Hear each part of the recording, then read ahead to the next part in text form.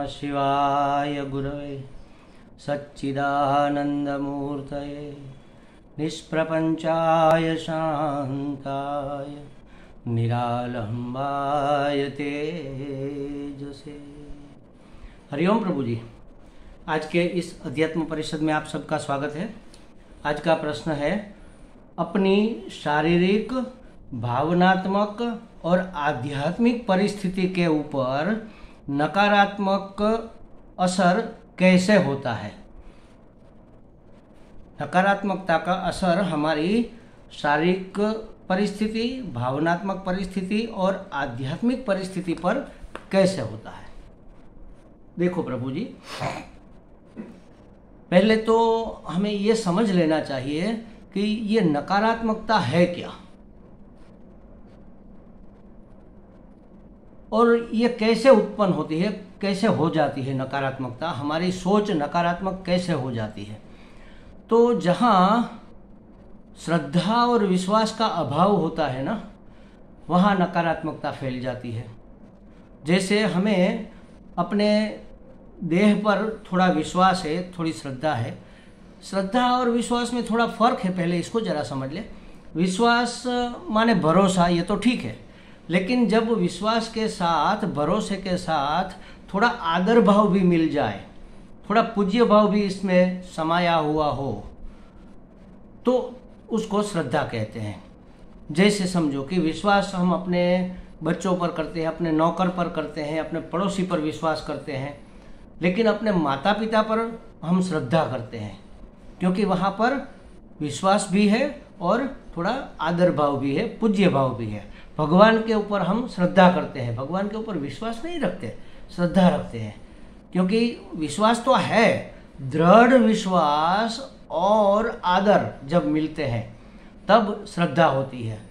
तो हम चिंता करते हैं, जब नकारात्मक सोच हमारी होती है तो हमें चिंता होती, करे क्या करें, बाहर जाए कि न जाए, बाहर जाएंगे तो हमें कोरोना लग जाएगा, वाहन व्हीकल लेकर जाएंगे, आजकल ट्रैफिक बहुत है, एक्सीडेंट हो गया तो क्या होगा।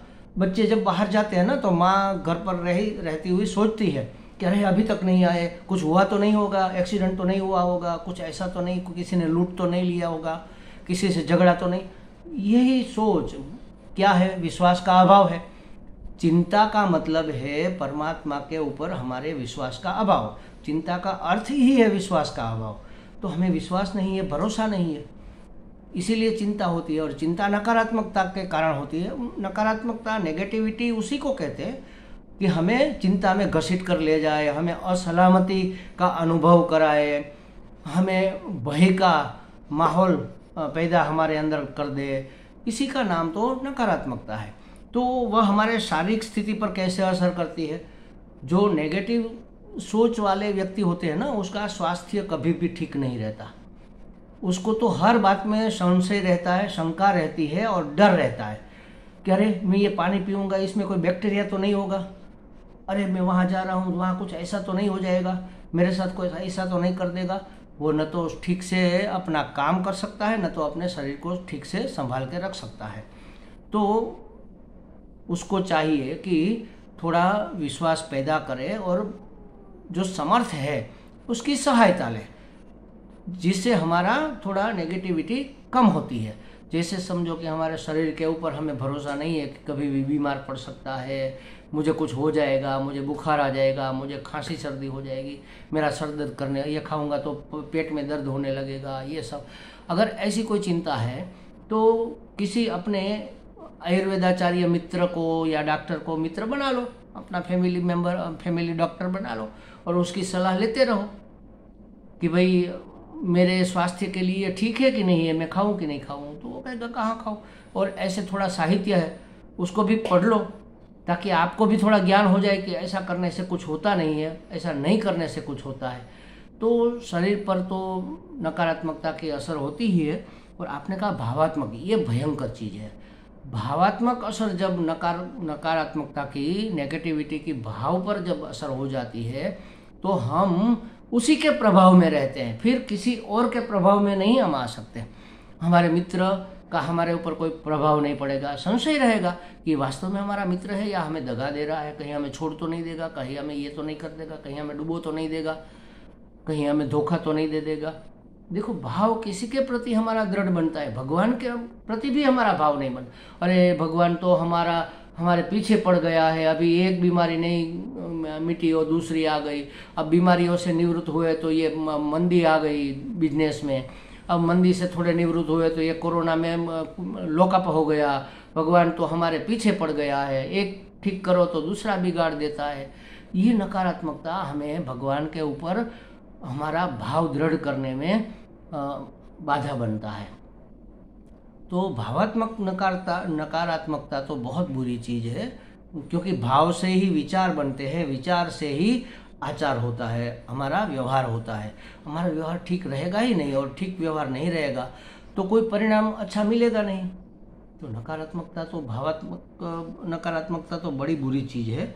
और एक आपने कहा आध्यात्मिक परिस्थिति पर कैसे असर करता है। जो आदमी डरा डरा मरा मरा सा जी रहा है, वो क्या आध्यात्मिक परिस्थिति में आगे बढ़ेगा। वो तो धर्म में भी आगे नहीं बढ़ सका, क्योंकि विश्वास के बगैर तो धर्म भी नहीं होता। भगवान पर भरोसा है कि वह मेरा भला ही करेंगे, तभी तो वह समर्पण करेगा उसको, तभी तो वह उसके शरणागत होगा कि भगवान मेरा रक्षक है, मैं भगवान का दास हूँ, मैं भगवान का मित्र हूँ, मैं भगवान का जो भी अपना रिश्ता नाता जोड़ना चाहे जोड़ ले, लेकिन भगवान मेरा भला, भगवान मेरे हैं, मैं भगवान का हूँ। यह विश्वास धीरे धीरे धीरे श्रद्धा में बदल जाता है, तब कोई नेगेटिविटी वहाँ पर काम नहीं करती। फिर वह आदमी धर्म में और फिर आगे जाकर अध्यात्म में भी बहुत प्रगति करता है। नकारात्मकता लिए हुए कोई व्यक्ति धर्म में या अध्यात्म में एक कदम तक नहीं चल सकता, एक कदम भी नहीं। चलेगा कैसे? जिस बात पर भरोसा ही नहीं है उस रास्ते पर वो जाएगा कैसे?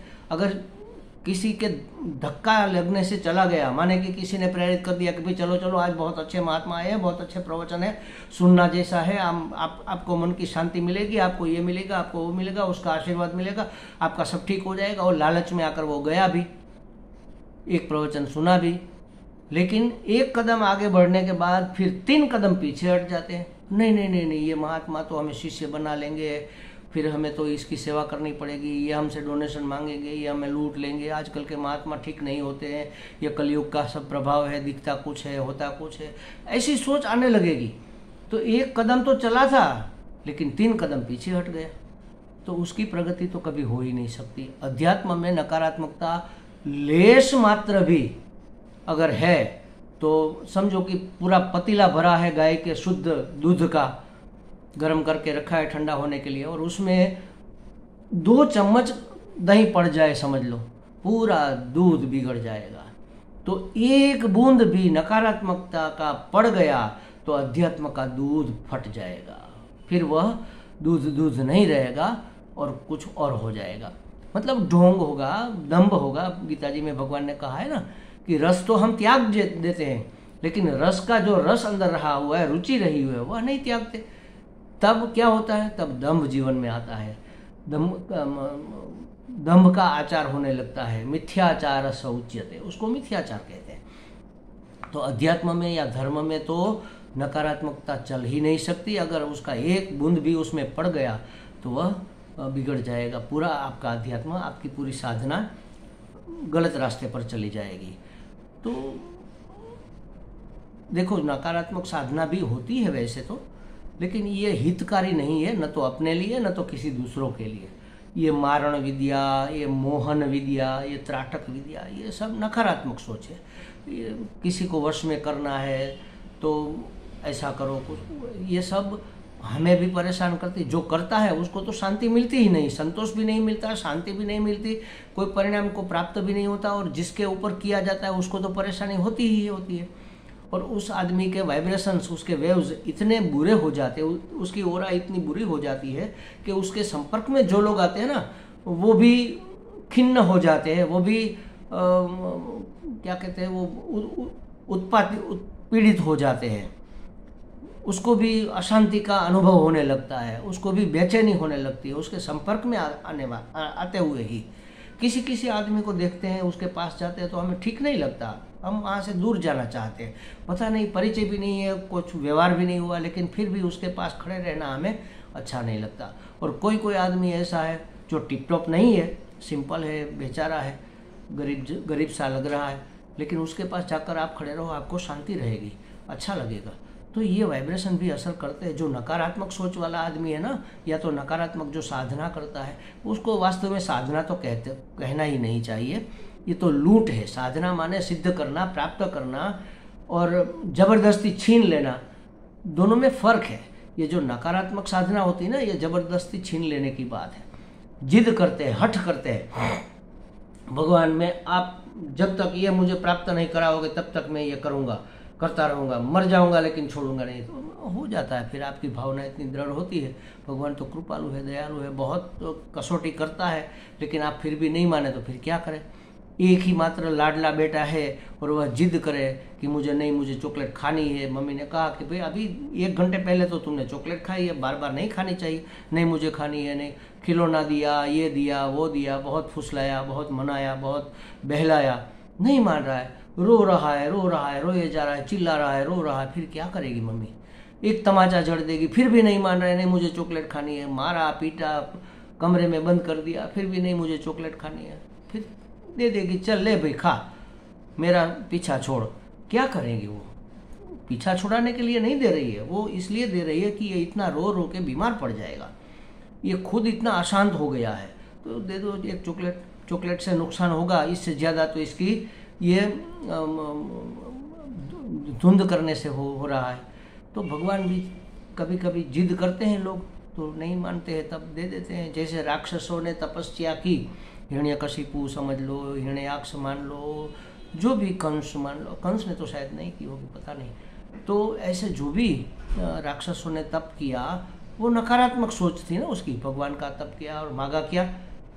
मैं सर्वशक्तिमान हो जाऊं, मैं अमर हो जाऊं, मैं ये प्राप्त कर लूं, मैं उसके ऊपर विजय प्राप्त कर लूं। तो ये, इसको छीना झपटी कहते हैं, ये कोई साधना थोड़ी है। तो नकारात्मक सोच में तो हम एक कदम भी अध्यात्म में आगे नहीं बढ़ सकते, धर्म में भी आगे नहीं बढ़ सकते। भावनात्मक नकारात्मकता है तो वह आदमी हमेशा अंदर से अशांत और परेशान रहेगा, उसको नींद नहीं आने की बीमारी होगी, वो डिप्रेशन में चला जाएगा। हो सकता है कि वह भावात्मक नकारात्मकता बहुत ज़्यादा है तो वह पागल भी हो सकता है, वो पगला जाएगा। और शारीरिक नकारात्मकता की शारीरिक इफेक्ट तो होती ही है, वीकनेस रहती है, यहाँ पर काले वो सर्कल हो जाते हैं, और खड़ा होता है तो चक्कर आते हैं, कुछ कर नहीं पाता, रेस्टलेसनेस फील होती है। तो नकारात्मकता तो किसी मायने में स्वीकार्य नहीं हो सकती, और उसको हटाने का उपाय यही है कि आप पहले भरोसा करो, अपने ऊपर भरोसा करो, अपने बच्चों पर, अपने माता पिता पर भरोसा करो, पड़ोसी पर भरोसा करो। भरोसे के बगैर तो इस दुनिया में कहाँ चला जाएगा। हमें विश्वास नहीं होता तो हम किसी बस में कैसे बैठते कि ये ड्राइवर हमें सही जगह नहीं ले जाएगा, खड्डे में गिराएगा, तो बैठते ही नहीं ना। हमें भरोसा है इसलिए तो बैठते हैं। तो पहले भरोसा करो, फिर उसको थोड़ा दृढ़ करो। जब भरोसा विश्वास हो जाए, विश्वास को और दृढ़ करो, और दृढ़ करो, और फिर भगवान और पूज्य व्यक्तियों के प्रति थोड़ा आदर भाव उसमें ऐड कर दो, पूज्य भाव ऐड करके उसको श्रद्धा बना लो। जब श्रद्धा दृढ़ हो जाएगी तो फिर नकारात्मकता आपके पास टिक नहीं सकती। ये तो उल्टी दिशा है बिल्कुल। श्रद्धा का अभाव ही तो चिंता है, चिंता का मतलब नकारात्मकता। श्रद्धा है वहाँ पर चिंता नहीं होती, क्योंकि वहाँ शरणागति होती है, भगवान के प्रति समर्पण होता है। माँ के गोद में बैठा हुआ बच्चा क्यों डरेगा? नहीं डरता वो। चाहे सामने शेर भी हो तो भी बच्चा माँ की गोद में दुपक कर भी बैठ जाएगा कि माँ है, मुझे मेरी रक्षा कर लेगी। तो ये श्रद्धा हमारी माँ है, हमारी रक्षा करती है ऐसी नकारात्मक हिंसक वृत्तियों से हमारा रक्षण करती है। तो श्रद्धा विश्वास रूपिणे, शिव पार्वती को कहा है श्रद्धा विश्वास रूपिणे। भगवान है, पार्वती जी श्रद्धा रूप है, भगवान शिव जी है वो विश्वास रूप है। वही हमारे श्रद्धा और विश्वास बनकर हमारे दिल में बैठे हैं। उसके प्रति समर्पण अगर हो जाए तो फिर परेशानी की कोई बात नहीं रहती। हमें लगता है काफ़ी स्पष्टता हो गई। हरि ओम।